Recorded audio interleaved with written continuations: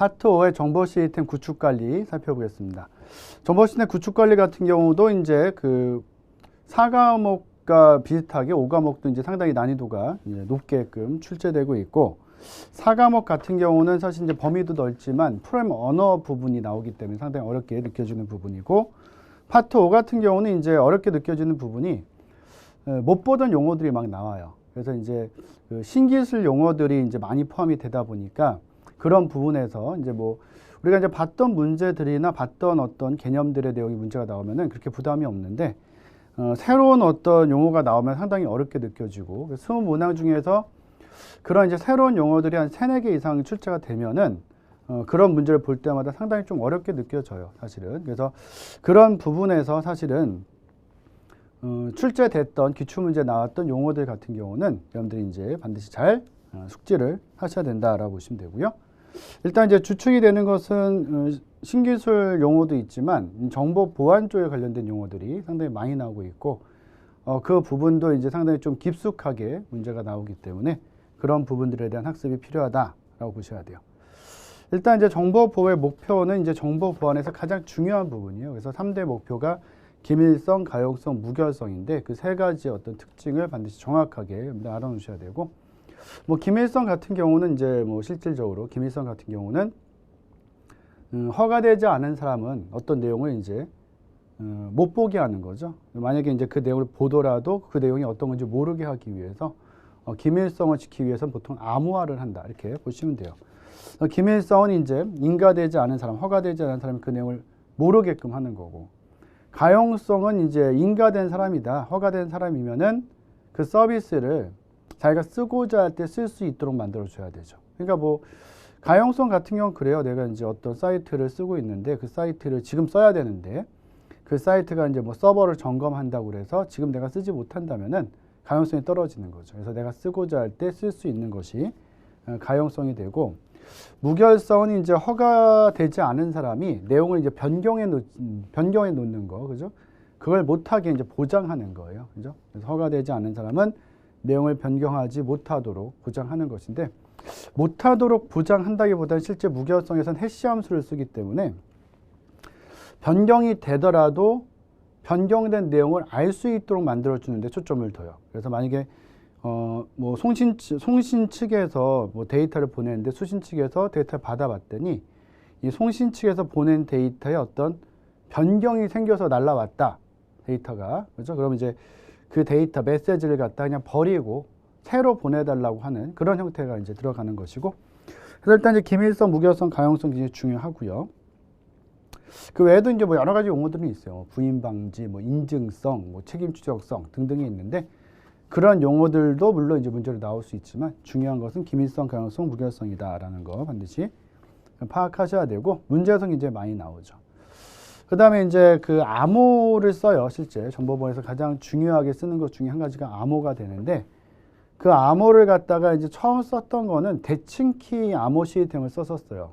그러니까 대칭키 암호 시스템은 한마디로 한다면 암호화 키와 복호화 키가 서로 같은 걸 쓴 거죠. 그러다 보니 이제 암호화 키를 갖다가 수신 측에 넘겨줘야지만 복호화를 할 수 있거든요. 근데 이제 이 키를 분배하는 문제가 굉장히 크고, 또 키의 개수가 굉장히 많아져요. 키 관리하는 문제가 너무 어려워서 고심 끝에 이제 만든 형태가 또 뭐가 있냐? 비대칭키 암호 시스템이 있어요. 비대칭키 암호 시스템은 한마디로 한다면 암호화 키와 복호화 키가 서로 같지 않은 것. 그래서 이제 비대칭키 암호 시스템을 우리가 다른 말로 공개키 암호 시스템이다라는 말을 많이 써요. 그죠? 알아놓으셔야 되고, 대칭키 암호 시스템에서 이제 대표적으로 많이 쓰였던 게 DES. DES는 사실은 현재는 못 써요. 현재 DES를 쓰면은 공격자가 쉽게 해독할 수 있기 때문에 지금 이제 AES라든지 그 외에 여러 가지들, 그 암호 기법들을 많이 쓰고 있고, 비대칭키 암호 시스템은 대표적으로 썼던 게 RSA라는 게 있어요. 그래서 RSA가 대표적으로 쓰였고, 지금도 쓰이고 있어요. 쓰이고 있고, 그 외에 뭐 엘가말이라든지 ECC라든지 등등의 여러 가지 기법들이 있다. 그래서 일단 대칭키 암호 방식 같은 경우는 이제 암호, 그죠? 암호 키와 복호 키를 같은 걸 쓰는 것이고, 대표로 이제 DES도 있고, 뭐 AS도 있고, 뭐 종류도 되지만 조금 더 문제를 갖다가 깊숙이 낸다면은 각각의 어떤 특징 같은 것도 낼 수 있기 때문에 그 부분들도 이제 여러분들이 기억을 하셔야 되고요. 그다음 비대칭키 암호 시스템 같은 경우는 이제 뭐 말 그대로 암호악기와 복호악기를 서로 다른 걸 쓰는 것이고, 그죠?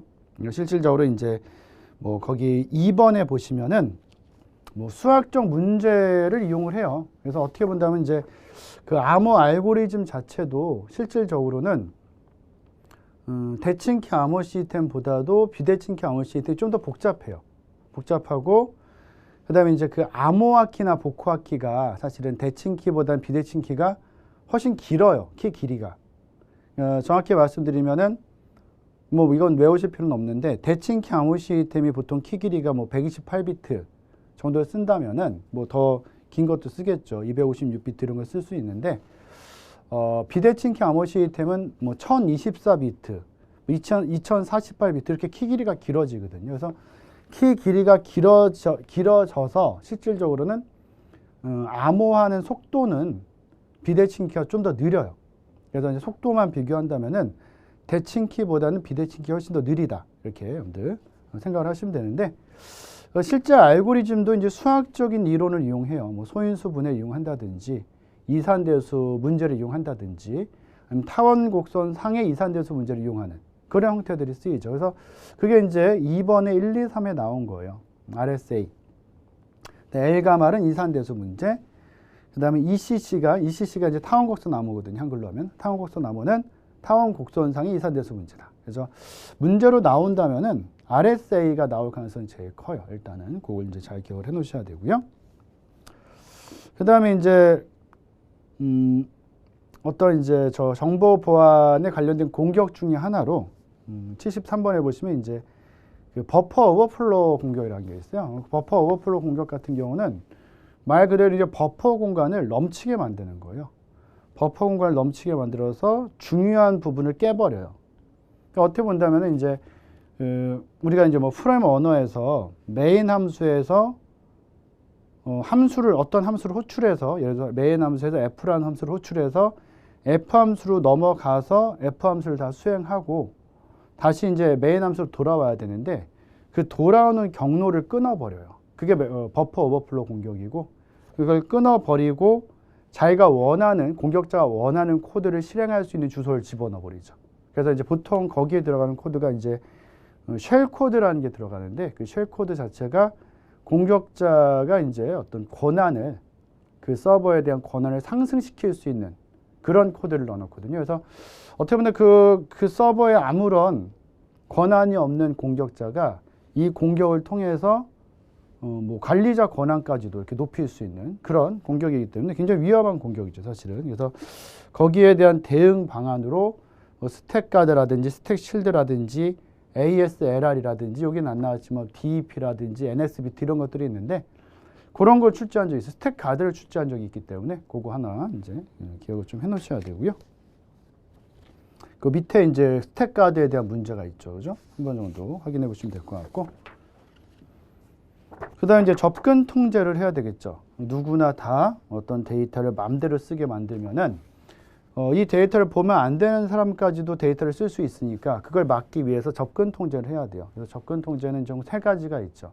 뭐 임의적 접근 통제라든지 뭐 강제적 접근 통제라든지 아니면은 역할 기반 접근 통제가 있는데 보통 이제 강제적 접근 통제가 군사용으로 쓰이는 거예요. 군사용. 그죠? 그래서 임의적 접근 통제 있고 강제적 접근 통제가 굉장히 이제 이름도 그렇죠. 가장 강력한 접근 통제를 하지만 유연성이 굉장히 많이 떨어져요. 그래서 일반적인 집단에서 쓰긴 좀 어렵고 군사용으로 주로 이제 기밀성을 보장하기 위해서 많이 쓴다. 이렇게 보시면 되고 이 종류들 기억하셔야 되고요. 그 다음에 이제 75번의 소프트웨어 개발 방법론 같은 경우는 이건 여기저기 다 나오죠. 지금 우리가 이제 파트 5에서 퍼포스 모델이라든지 프로타입 모델 이런 걸 살펴보겠지만 이 문제는 예를 들어 파트 1이나 파트 2에도 많이 나오는 문제예요, 사실은. 그래서 여기저기 많이 나오는 문제이기 때문에 기본적으로 알고 계셔야 되고. 그러니까 폭포수랑 프로타입이랑 나설형 모델은 이렇게 생각하시면 돼요. 그냥 폭포수 모델을 그 근거로 해서 기준으로 해서 우리 시험 문제에서는 언제든지 출제될 수 있는 부분으로 생각을 하셔야 되고 그냥 더 나아가서 그냥 이 폭포수 모델 관련된 문제는 그냥 매번 한 문제 이상은 나온다. 왜냐면 우리 시험에서도 같은 회차 시험에서 2과목에서 나오고 5과목에서 나오고 이런 적도 있거든요. 그죠? 그러니까 적어도 한 문제 이상이에요. 뭐 두 문제, 세 문제까지 나온 적이 있기 때문에 굉장히 중요한 부분이죠. 그죠? 그래서 이제 뭐 폭포수 모형이 있고, 폭포수 모형은 이제 전체적으로 이제 한 번에 이제 좀 이렇게 소프트웨어를 만들려고 노력하는 거죠. 그래서 거기서 나온 단계가 계획, 분석, 설계, 구현, 시험 디버깅, 인수인계 된 다음에 운영, 유지, 보수하는 거, 이런 단계들도 이제 시험에 낼 수 있기 때문에 그거 이제 기억하셔야 되고, 나선형 모형 같은 경우는 이제 폭포수 모형 만든 사람이랑 같은 사람이 만든 거예요. 나선형 모형도 보햄이라는 학자가 만들었는데, 이 모형 자체는 이제 나중에 발생할 수 있는 위험 요소를 개발 단계에서 좀 고쳐보자라고 만든 거거든요. 그래서 위험 분석이라는 게 들어간다. 그죠? 그게 좀 특이점이에요. 그래서 그 나선형 모형에서 일단 이제 여러분들 뭐 폭포수 모델과 프로타입 모델의 이제 장점을 수용했다, 이런 내용도 중요하지만, 개발 단계에서 이제 계획 수립, 계획 분석, 개발 평가인데, 이 분석이 위험 분석이라는 거 일단 여러분들 반드시 기억을 하셔야 되고, 그 외에도 이제 V 모형도 있고, 그죠? 그 다음에 이제 뭐 소프트웨어 개발 프레임워크라는 것도 있고, 그죠? 개발 프레임워크에서는 중요한 게 이제 프레임워크의 특성, 그죠? 이거 밑줄 쳐놓으시고, 모듈화, 재사용성, 확장성, 제어의 이제 역흐름, 이런 것들, 그죠? 그래서 이런 종류로 일단 문제를 좀 많이 내기 때문에 이 특성, 그러니까 종류보다 이 특성의 종류, 이 특성 네 가지를 여러분들 좀 기억을 하셔야 되고, 근데 앞에서도 이제 다른 파트에서 나왔던 익스트림 프로그래밍이 또 나왔죠. 그러니까 익스트림 프로그래밍은 뭐 한마디로 한다면 이제 애자일 기법의 하나예요. 애자일 기법의 하나고, 약간은 이제 폭포수 모델에 이제 반대되는 모델처럼 생각하셔도 될 것 같아요. 그래서 폭포수 모델이 좀 약간 무거운 모델이에요. 헤비한 모델. 한 방에 쫙 끝내려고 하는데 그게 어려워요, 사실은. 그냥 만드는 기간도 오래 걸리고. 요즘 이제 IT 시장 같은 경우는 어떤 기술이 하나 만들어지면은 이게 이제 급변하거든요, 사실은. 그러니까 기술 자체의 어떤 생명력이 그렇게 오래 가지는 않아요. 뭐 6개월마다 뭐 1년 단위로 막 변하고 하기 때문에 어떤 소프트웨어를 지금 있는 기술을 기준으로 해서 만들었는데 그게 한 1, 2년 걸렸다. 한 2년 걸렸을 때는 그 기술을 안 쓰고 있을 수도 있거든요. 그럼 사실은 이제 굉장히 큰 문제가 될 수 있기 때문에 이런 익스트림 프로그래밍, 한마디로 이제 애자일 기법을 통해서 좀 작은 규모로 빨리빨리 만들 수 있도록 하는 개념을 많이 적용하고 있다. 그래서 익스트림 프로그래밍 같은 경우도 이제 문제로 굉장히 많이 출제되는 부분이기 때문에 여러분들 앞에서 봤던 부분과 이제 합쳐서 지금도 여기다 이제 못 써놨어요. 76페이지에 보시면 XP의 5가지 핵심 가치 있잖아요. 요거 많이 내요, 정보 처리에선. 요것도 내지만 이제 앞으로 문제에서 그 프랙티스 있어요. XP의 프랙티스 실천사항, 그죠? 그것도 여러분들 반드시 우리 이제 파트 1에 아마 있을 거예요, 그죠? 그것도 반드시 기억을 좀 해놓으셔야 되고. 에듀윌 유료 회원만의 특별한 서비스.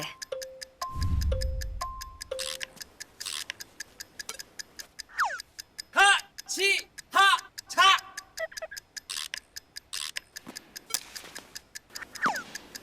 하치하차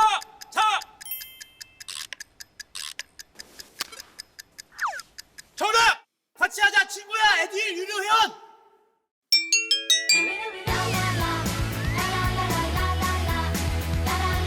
친구 소개하고 현금 받는 혜택.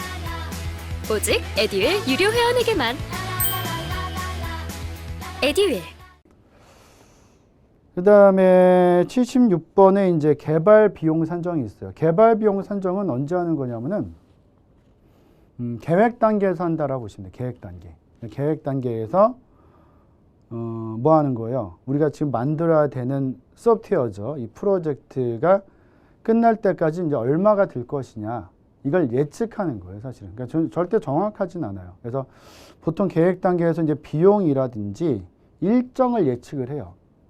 예측을 해서 실제 이제 예산이나 스케줄을 받아야지만 프로젝트를 진행할 수 있다고 보시면 되고, 그러니까 한마디로 한다면 이제 예측하는 거기 때문에 이게 정확하지 않거든요. 그러니까 조금 더 정확하게 하기 위해서 여러 가지, 그죠? 방식들을 많이 만들어 놓은 거죠.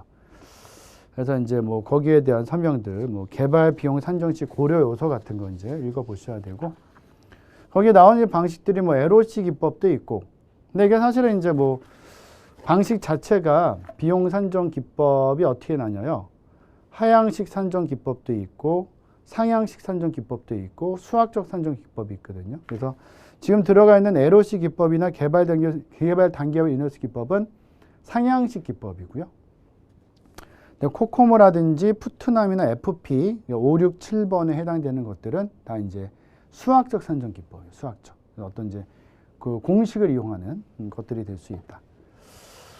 그래서 일단은 이제 코코모 같은 경우는 코코모 방법이 이제 사실은 이제 앞에서 우리 이제 폭포수 모델과 나선형 모델을 만들었던 그 보엠이라는 학자가 만든 모형이고요. 그 사람이 굉장히 좀 머리가 이제 좋아요. 굉장히 좀 획기적인 걸 많이 만들었는데 이 코코모도 이제 하나의 큰 단점이 있어요. 어떤 단점이냐면 뭐 이게 우리한테 중요한 건 아닌데 어떤 이제 뭐 표나 어떤 공식을 굉장히 잘 만들어 놨거든요. 근데 처음에 이 소프트웨어의 전체 크기를 예측을 해야 돼요.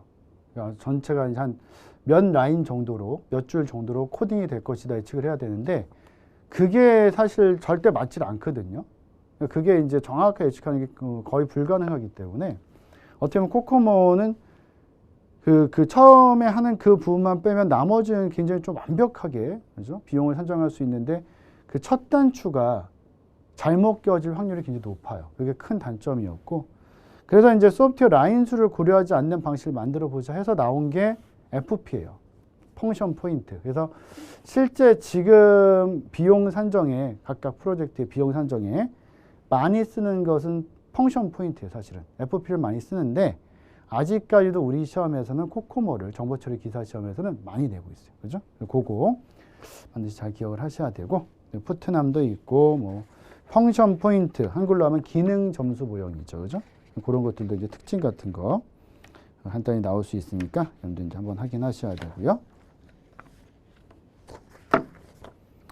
그래서 만약에 이제 펑션 포인트 쪽이 문제가 나온다면은 그냥 내용적으로 코코모하고 이제 비교해서 낼 수는 있어요. 마치 이제 코코모처럼 설명하면서 펑션 포인트도 이제 그 소프트웨어 라인 수를 고려해야 된다. 이런 걸 써놓으면 잘못된 거죠. 왜냐하면 코코모가 소프트웨어 라인 수를 고려하는 게 어떻게 보면 처음에 하는 건데 그게 이제 잘못된 확률이 높으니까 그걸 안 쓰려고 만든 게 펑션 포인트거든요. 그러니까 펑션 포인트는 이제 그런 걸 쓰지 않는다. 이렇게 보셔야 되고, 그 다음에 이제 뭐 정보 처리 시험에서는 사실은 이렇게 많이 나오거나 그런 형태는 아닌데, 이게 소프트웨어 공학 쪽에서 문제가 나오면은 펑션 포인트에서 가장 많이 나오는 문제가 거의 한 90% 이상 나오는 문제가, 여러분들 78페이지에 보시면은 이제 그 기능 증대 요인과 가중치 2번에서 그 표 안에서 소프트웨어 기능 증대 요인이에요. 이게 총 5가지가 있는데 그 종류를 정보 처리 기사 시험 외에 다른 소프트웨어 공학 시험, 이 부분이 펑션 포인트가 나오는 시험에서는 굉장히 많이 냈어요. 그래서 제가 이제 예상하기로는 앞으로 이제 펑션 포인트가 또 이제 문제가 나올 거 아니에요. 그죠? 새로운 문제가 또 나온다면은, 그러니까 앞으로 이제 문제가 또 출제된다면은, 이 기능 증대 요인에 대해서 출제할 확률이 높다. 그죠? 그래서 뭐 자료 입력, 뭐 출력, 명령어, 데이터 파일, 외부 인터페이스, 이게 5개예요. 그 정도를 한번 참고로 이제 보시면 좋을 것 같고요. 그다음 이제 CMM과 스파이스라고 돼 있죠. CMM과 스파이스는 이제 어떻게 보면 이제 소프트웨어의 그 제품이 좋은가 안 좋은가 보는 게 아니라 그 소프트웨어를 만드는 그 조직이 얼마나 일을 잘하나 보는 거예요. 그러니까 정확히 얘기한다면은 만드는 공정을 보는 거죠. 만드는 공정을 딱 조사해서 아 여기는 뭐 2레벨, 아 여기는 이 조직은 3레벨. 그래서 레벨이 높은 데가 일을 잘하는 거예요. 그래서 사실 이제 CMM이 먼저 만들어져요. 그러니까 미 국방부에서 미 국방부에는 이제 정보 예산이 엄청 많거든요. 정보 예산이 뭐 쉽게 설명드리면은 우리나라 전체 한 해 예산보다도 많아요. 왜냐하면 이제 그 미 국방부 국방 소프트웨어, 뭐 방위 소프트웨어 이런 것들이 규모가 엄청 크거든요, 사실은. 그래서 그런 거 이제 미국에서 하나 이제 뭐 어떤 프로젝트를 하겠다 그러면은 우리나라를 비롯해서 전 세계의 이제 소프트웨어 업체에서 우리가 하겠습니다라고 입찰을 하죠. 제안 요청서를 막 내요. 근데 이제 그냥 아무데나 막 받아서 할 수가 없잖아요. 그죠? 굉장히 큰 프로젝트고 실패하면 이제 굉장히 손해가 크니까. 그래서 그 카네기 멜론이란 대학이 있어요. 미국에. 카네기 멜론 대학에다가 SEI란 연구소를 차려서 CMM을 만들게 해요. 그래서 이제 뭘 하냐면 CMM이 1부터 5레벨까지가 있거든요. 그래서 1레벨은 일 잘 못하는 조직이고 5레벨, 그러니까 레벨이 높아질수록 일을 잘하는 조직이에요. 근데 미 국방부에서 어떻게 얘기를 하냐면은 우리한테 제안 요청서 낼 거면은 전 세계 어디나 다 마찬가지예요. 우리한테 제안 요청서 낼 거면은 적어도 CMM 3레벨 이상을 따와라 이렇게 걸어놔요, 조건을. 그러니까 어쩔 수 없이 이제 CMM을 먼저 인증을 받아야죠. 받아서 3레벨 이상 받으면은 그때 이제 제안 요청서를 내고, 그러니까 입찰, 어떻게 입찰 조건으로 보는 거죠, 사실은. 그죠? 그래서 이제 미국에서 이제 CMM을 만든 것이고, 이 미국에서 만든 거를 잘 쓰지 않으려고 하는 데가 사실은 유럽 쪽이거든요. 그래서 유럽 쪽에서는 너희가 만든 CMM을 안 쓰겠다. 그래서 스파이스라는 걸 만들어요. 근데 스파이스는 ISO가 걸려요. 그러니까 국제 표준으로 만든 거죠. CMM은 정확히 얘기한다면 미국 내 사업이고 미국 안에서 쓸 수 있는 거고, 스파이스는 전 세계적으로 쓸 수 있어요. 그래서 ISO 1504다 이렇게, 그것도 나와요, 문제로 보셔야 되고. 그래서 이제 레벨이 쭉 있죠. CMM은 1부터 5레벨이 있고, 스파이스는 또 똑같이 1부터 5레벨 만들면 안 되잖아요. 너무 똑같으니까. 그래서 0에서 5레벨까지. 그러니까 CMM은 전체 5레벨인데 스파이스는 전체 6레벨이 돼요. 0부터 5레벨까지가 된다. CMM과 거의 유사한데, 거기 이제 79페이지에 보시면은 거기 0레벨부터, 그러니까 미완성 단계가 0레벨이죠. 5레벨까지.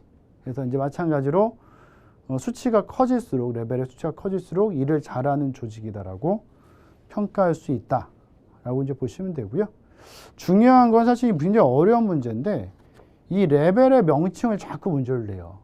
그래서 여러분들이 뭘 좀 암기하셔야 되냐면은 스파이스나 CMM의 레벨을 암기하셔야 되는데, 먼저 기준은 뭘로 자꾸 외우시냐면 CMM을 자꾸 외우시면 돼요. CMM을 기준을 잡으시고, CMM이 아무래도 문제로 나올 확률은 사실 조금 더 높거든요. 그래서 CMM과 스파이스를 둘 다 같이 외우면은 사실 둘 다 헷갈려요. 그래서 CMM을 갖다가 먼저 좀 암기하시는데, 1레벨과 5레벨은 떼버려도 돼요. 그래서 거기 여러분들 78페이지에 이제 수준 1과 수준 5는 항상 이니셜과 옵티마이징이에요. 초보 수준과 그 다음에 5레벨은 옵티마이징, 최적화 수준이거든요. 다 마찬가지예요, 대부분 다. 그래서 2, 3, 4를 외우셔야 돼요. 2, 3, 4. 그래야지만 문제를 맞출 수 있고, 실제 문제에서도 1레벨과 5레벨을 잘 내지 않아요. 그래서 그걸 내면 이제 맞추는 거라고 생각하기 때문에 보통 2레벨 리피터블 영어로도 내니까 반복 단계 리피터블, 그죠? 같이 알아야 돼요. 3번은 이제 definition이니까 정의 단계, 그죠? 정의 단계. 그다음에 4단계는 이제 뭐 managed 아니면 management 이렇게 쓰거든요. 관리 단계예요. 그래서 2, 3, 4를 이건 만약에 지금 외우고 계시다면 상관이 없는데, 지금 안 외우고 이걸 지금 못 외우고 있다면은 일단 CM의 2, 3, 4를 외우세요.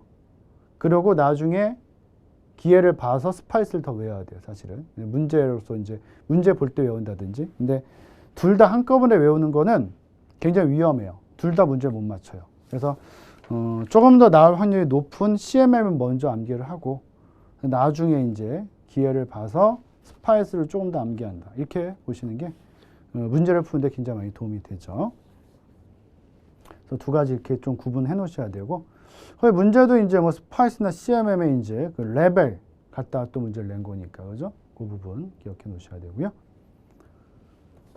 그 다음 78번에 이제 네트워크 장비 있어요. 그래서 네트워크라는 것은 이제 우리가 예를 들어서 OSI 7계층을 쓴다. 그럼 라우터도 있고, 뭐 리피터도 있고, 스위치도 있고, 뭐 허브도 있고, 뭐 다 있거든요. 그러니까 뭐 한마디로 한다면 물리 계층에는 뭐 허브나 리피터가 필요하다.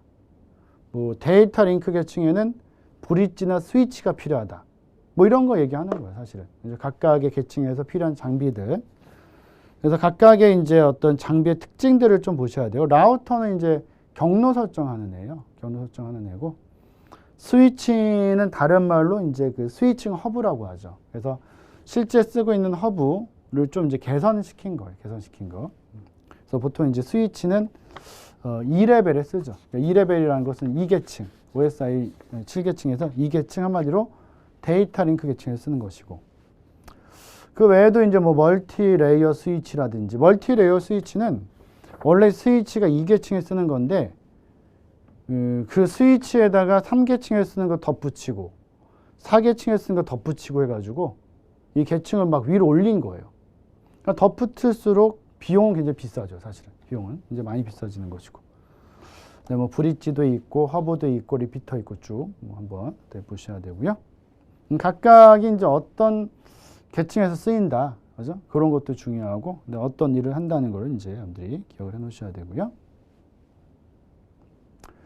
네, 라우팅 프로토콜은 이제 라우팅이라는 거의 목적을 먼저 알아야 되겠죠. 그래서 이제 모든 목적지를 가장 좋은 전송 경로를 찾는 거다. 그러니까 여기서 말하는 거 가장 좋은 전송 경로는 가장 빨리 갈 수 있는 경로를 말하는 거죠. 그러니까 우리가 쓰는 건 인터넷이고, 인터넷이 이제 막 거미줄처럼 막 선이 막 이렇게 연결이 돼 있잖아요. 그러다 보니까 송신치에서 수신치까지 가는 길이 한 개만 있는 게 아니라 여러 개의 길이 있어요. 그러니까 우리는 어떤 걸 생각할 수 있냐? 이 여러 개의 길 중에서 빨리 갈 수 있는 길을 택하겠죠. 우리가 뭐 그거랑 똑같은 거예요. 우리가 집에서 어떤 목적지를 가야 된다. 그럼 갈 수 있는 경로가 많잖아요. 근데 우리는 가장 빨리 갈 수 있는 길을 선택을 하잖아요. 똑같은 거예요, 얘도. 그죠? 그래서 그렇게 해야지만 어떻게 돼요? 인터넷 같은 게 빨라지는 거니까, 사실은. 그죠? 그래서 이 라우팅 프로토콜은 크게 두 가지가 있어요. 이 종류는 나올 가능성이 커요. 내부 라우팅과 외부 라우팅이 있는데, 이게 문제 풀기 좀 편한 게 뭐가 있냐면은 외부 라우팅이 한 개밖에 없어요. BGP. 나머지 RIP라든지 OSPF라든지 ISIS 이런 것들은 다 내부 라우팅이에요. 그래서 그건 꼭 암기하셔야 돼요. 그래서 지금 보시면 내부 라우팅과 외부 라우팅의 분류인데, 내부 라우팅이 이제 뭐 RIP, OSPF, 뭐 IGRP 뭐 등등 많잖아요. 근데 외부 라우팅이 한 개밖에 없어요. 그 다음 페이지 보시면은 외부 라우팅에 있는 게 뭐예요? BGP. 우리 시험에도 분명히 앞으로 나올 수 있는 부분이기 때문에 여러분들 그거 반드시 기억하셔야 되고, 아니면은 뭐 할 수 있냐면은 RIP하고 OSPF 같은 거 비교하는 거 낼 수 있거든요. 다른 걸 비교할 건 없어요. 둘 중에 하나예요. 그래서 RIP를 여러분들이 좀 정확하게 하나 기억을 해 놓으시는 게 문제 풀기 이제 편하죠. 그래서 RIP는 이제 대표적인 내부 라우팅 프로토콜이고 가장 단순한 라우팅 프로토콜이다. 그래서 RIP 동그라미 쳐놓으시고, 디스턴스 벡터 라우팅 동그라미 쳐놓으세요. 한글로 하면 거리 벡터 라우팅이에요.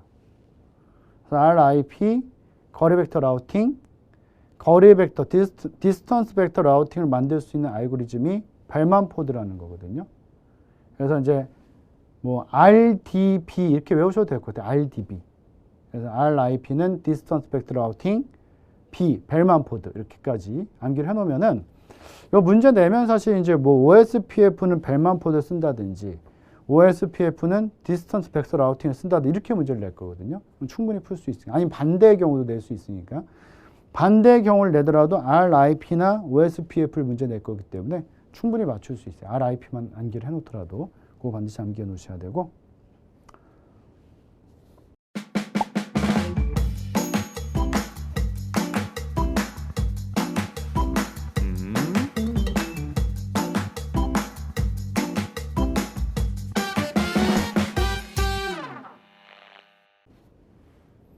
그 다음에 이제 80번의 네트워크의 구성 형태라고 되어 있잖아요. 그래서 이제 이런 다른 말로 이제 뭐 토폴로지다 이런 말을 쓰는데, 뭐 그 말은 뭐 크게 의미 있는 건 아니고, 네트워크를 구성하는 형태가 여러 가지가 있다는 거죠. 그래서 뭐 성형, 여기서 말하는 성이 이제 별성자라, 다른 말로 스타형이라고 그래요. 스타형. 그래서 중앙에 이제 노드가 하나 있고 컴퓨터가 있고 나머지를 다 단말로 연결해서 쓰는 그런 형태. 버스형이 보통 이제 그 근거리 통신망에 많이 썼던 애예요. 버스형. 랜에 많이 썼던 거고, 우리 시험에서 정보처리 시험에서 버스형 그림 이렇게 그려놓고 똑같은 문제였어요. 그게 개정 이후에 2번인가 3번 나온 걸 제가 기억을 하는데, 그냥 버스 그림 그려놓고 버스형 그림 그려놓고 그냥 버스형 네트워크 찾는 거, 고르는 거, 그 문제 나온 적 있거든요. 그래서 각각의 그림이 어떻게 구성이 되나 이런 것들 좀 확인하시면 좋을 것 같고, 링형은 이제 뭐예요? 이렇게 링, 이렇게 저렇게 돌아가게 생긴 거예요. 동그랗게. 링형은 좋은 점이 뭐가 있냐면은 여기저기서 막 데이터를 보낸다고 하더라도 충돌이 발생하지 않아요. 왜냐하면 항상 한쪽으로만 이렇게 돌아가는 형태이기 때문에. 그래서 충돌이 많이 발생하지 않아요. 말 그대로 뭐 링형, 링처럼 생긴 걸 말하는 거예요. 링처럼. 그 다음에 뭐 트리형도 있고, 그 다음에 메쉬형도 있고, 그죠? 트리형이랑 이제 뭐, 밑에 이제 뭐 그림, 그 문제 있네요, 여기, 그죠? 거기 이제 대표 기출 문제, 이제 다음 렌의 네트워크 토폴로지는 이게 버스형이에요. 버스형이 이렇게 생긴 거예요. 그러니까 버스라는 공용선이 하나 있고, 그 아래 이제 단말들을 쫙 붙인 형태죠, 노드를. 그죠? 그런 형태가 이제 버스형이에요. 그래서 그 밑에 이제 간단하게 기출 문제 위쪽에 이제 뭐 성형이라든지 버스형이라든지 링형 이런 그림이 이제 간단히 그려져 있고, 그 메쉬형 같은 게 메쉬가 이제 그물이잖아요. 그물형이에요, 그물형. 엄청 복잡해요. 그래서 메쉬형은 어떻게 보면 이제 송신 측에서 수신 측까지 가는 길이 엄청 많아요. 그러니까 비용은 많이 들겠죠. 다른 데 이제 선 하나만 만드는 거 얘는 막 10개, 20개, 100개 만드니까 비용은 많이 드는데 좋은 점은 뭐냐면은 선이 몇 개 끊겨도 내가 목적지로 하는 데를 언제든지 보낼 수 있어요. 좀 돌아가더라도. 그래서 메쉬형 염두에 꼭 기억하셔야 되는 게 비용은 많이 들거든요. 구축 비용은 많이 드는데 좋은 점은 신뢰성이 높아져요. 그죠? 그거 하나 기억하셔야 되고. 그 다음에 이제 신기술 용어 중에 하나예요. 유비쿼터스 컴퓨팅. 유비쿼터스라는 게 이제 뭐 언제 어디에나 존재한다라는 라틴어에서 유래된 것이고요. 이게 뭐 한 15년 전에만 나왔을 때만 해도 굉장히 이제 새로운 용어였는데 지금 굉장히 일반적인 용어가 됐죠. 그래서 언제 어디서나 우리가 원할 때 뭐 인터넷 할 수 있고, 그죠? 컴퓨터 할 수 있고, 컴퓨팅이라는 어떤 연산 이용할 수 있다는 거잖아요. 그죠? 그게 이제 유비쿼터스가 되는 거고, 클라우딩 같은 경우는 이제 클라우드라는 걸 우리가 이제 서비스를 많이 이용하잖아요. 사실 지금은. 그래서 일반적인 포털 사이트에서도 이제 우리가 제일 많이 쓰는 건 사실 IaaS죠. 인프라스트럭처 애저 서비스라고 해가지고 이제 서버 측에 있는 어떤 스토리지, 그죠? 저장 장치 돈 주고 이제 빌려 쓰거나 아니면은 그 포털 사이트에서 기본적으로 제공해 주는 걸 그냥 쓰거나, 그죠? 그런 것들. 그래서 거기 이제 보시면은 83페이지에 SaaS, 뭐 PaaS, IaaS, 근데 좀 신기술 용어로 파스타 이런 것도 있거든요.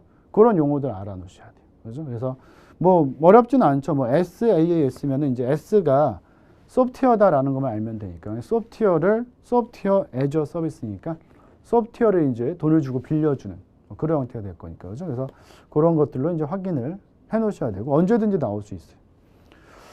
그 외로 이제 또 신기술 용어라고 해서 IT 용어들이 쭉 나오죠. 좀 이제 정리가 좀 돼 있는데 이런 IT 용어들 같은 경우는 여러분들이 반드시 쫙 읽어보시면서 뭘로 확인해야 돼요? 이건 그냥 읽어보는 거고요. 읽어보는 거고 이거 문제로 나왔던 것들이 대부분 많이 있거든요. 문제 나왔던 거 확인해야 돼요.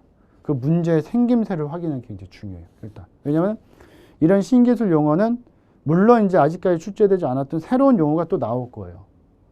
하지만 지금 나왔던 용어들은 시험장에서 맞춰야 되거든요. 어떤 새로운 용어의 문제가 나왔는데 그 문제가 다음 시험에 우리가 시험 볼 때 다음 시험에 토시 하나 안 틀려 똑같이 나와요. 그럼 그거 틀리면 안 되잖아요. 그죠? 그러니까 요걸 한번 쭉 읽어보시고 그 다음에 문제에서 그 문제가 어떻게 나왔나 이걸 확인하는 게 굉장히 중요해요. 그래서 이 신기술 동향 쪽에 이게 신기술 용어죠. 이게 이제 물론 이제 실기 쪽에서도 이제 이런 걸 낸단 말이에요. 많이는 안 내더라도. 근데 이 개정 이전에 신기술 동향이라는 과목이 실기에 있었어요. 그래서 용어가 엄청 많거든요. 그래서 그 용어를 다 공부한다는 건 사실 좀 어려워요. 왜냐면 그때 당시에 봤을 때도 그 정보통신협회에서 이제 신기술 용어를 이제 발표를 해요. 분기별로. 근데 그게 뭐였던 게 한 6, 7년 전 더 될 거예요. 7, 8년 전에도 제가 정리했던 게 2, 3천 개가 되거든요. 엄청 많아요, 용어가 사실은. 그죠? 그래서 일부러 틀리게 이제 막 엉뚱한 용어 내면은 사실 풀기가 좀 어려워요. 누구나 마찬가지. 여러분들이 뭐 컴퓨터를 전공 안 해서 그런 게 컴퓨터 전공하면서도 못 풀어요. 저도 처음 보는 용어 있는데 뭐 당연히. 새로 만들어지는 걸 한 번도 안 보고 저도 모르는 거잖아요, 사실은. 그죠? 그래서 일단은 이제 중요하게 생각해야 되는 것은 새로 나오는 용어들도 이슈가 되고 트렌드가 되는 것들은 좀 더 알아놔야 되겠지만 그것보다도 이제 지금 시험 문제로 나왔던 것들, 그죠? 그걸 정리하는 게 굉장히 중요해요.